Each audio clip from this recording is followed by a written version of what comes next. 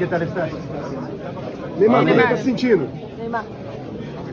Neymar's right ankle appeared swollen after Brazil's opening game, the result of a sprain sustained around the 67th minute here on this play. Welcome back everybody, I'm Dr. Brian Suter, and if you're new here and enjoy learning about the underlying anatomy and mechanisms of sports injuries, then please consider subscribing to the channel for all future videos. We could certainly see the swelling in Neymar's right ankle as he exited around the 80th minute of the game. Here, of course, we're looking at the lateral or outside portion of his ankle, and it's not too significant, to be totally honest. There's a normal bump that you see here on the outside of the ankle from the bottom end of a bone called the fibula, so it's normal to have somewhat of a bump on the outside of an ankle, but definitely I would say some mild to moderate swelling. The injury actually occurred on a play back in the 67th minute, so around 13 minutes before he subbed off.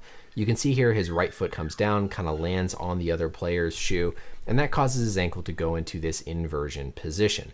There really wasn't much of a direct blow to the inside of the ankle. Of course, the team doctor said afterwards there was some direct trauma, but this really looked more like a standard inversion mechanism low ankle sprain. When he actually came off, there was no second injury, there was no contact, so it was likely just the accumulation of pain that caused him to eventually leave the game. We saw him leave the game with a little bit of a limp, but the good news is it doesn't appear to be that there's any brace on his right ankle, and he wasn't using crutches, all of which are good indicators for the prognosis of the injury. With our biodigital anatomy tool here, the ligaments that we're concerned about are the 3 ligaments on the outside of the ankle, shown here in blue in order of most commonly injured to least commonly injured.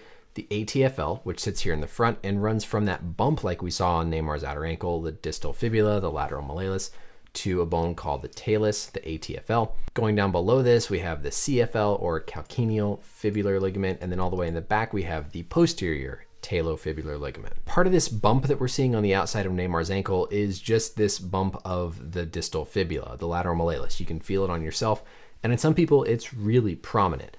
The fact that there wasn't as much swelling on Neymar's ankle here in the region where that ATFL ligament sits is, I think, a reassuring thing, along with the fact that, again, he was able to play for like 13 minutes before ultimately having to come off. So this is an ankle that had a sprain, and then he played on it for 13 minutes.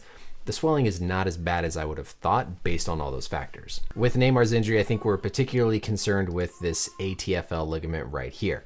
If we go back to the replay and sort of triple box with our anatomy, whenever he plants, the foot goes into a little bit of plantar flexion with the ankle. That's going to make that ATFL even more likely to be torn. He then follows through here, lands, and we can see that ankle goes into inversion. At this point, stretching that ATFL ligament. Prognostically, I would honestly be surprised if Neymar misses the rest of the World Cup. Would it surprise me if he missed the next game? No. But in no way do I think this is a World Cup ending injury unless it's something very unique like a fracture or one of the other sort of secondary traumas that you can get with an ankle sprain that's atypical. First of all, he continued playing for 13 minutes after the sprain and only had to come off after the pain had increased to a substantial level. Secondly, we saw him without the use of a gait aid, meaning there were no crutches. Rule number 1 when you're dealing with an acute injury is to minimize the pain with weight bearing or with walking. So the fact that he was walking without crutches is a very good thing in terms of prognostics. And while I know this picture may look like a lot of swelling, to be honest, it's really not that much, and I would expect more swelling more on the foot